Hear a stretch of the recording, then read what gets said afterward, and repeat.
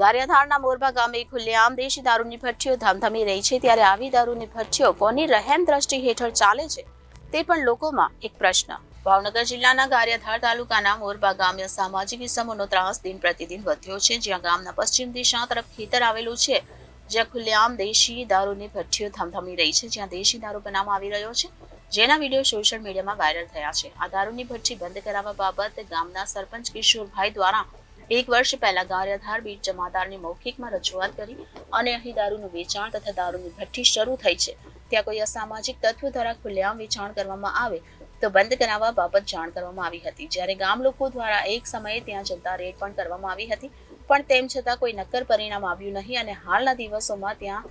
ફરી પાછી દેશી દારૂની ભઠ્ઠીઓ ધમધમી રહી છે।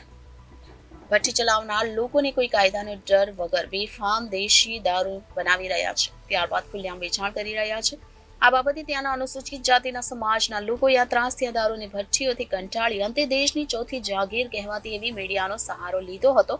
અને ત્યાંના લોકોનું કહેવું છે કે આ ગામના યુવા વર્ગ નશાના રવાડે ચડી યુવાધન બરબાદ થઈ રહ્યું છે, ત્યારે કોઈ મોટો લઠ્ઠાકાંડ જેવું થશે ત્યારે તેનો જવાબદાર કોણ તેવો ડર ગામમાં ફેલાયો છે અને આ વિશે ગારિયાધાર પોલીસ સહિત ભાવનગર જિલ્લા પોલીસ વડા દ્વારા તાત્કાલિક ધોરણે કાયદેસરની કાર્યવાહી કરી આ દેશી દારૂની ભઠ્ઠીઓ ચલાવનાર લોકો કાયદાકીય કાર્યવાહી કરે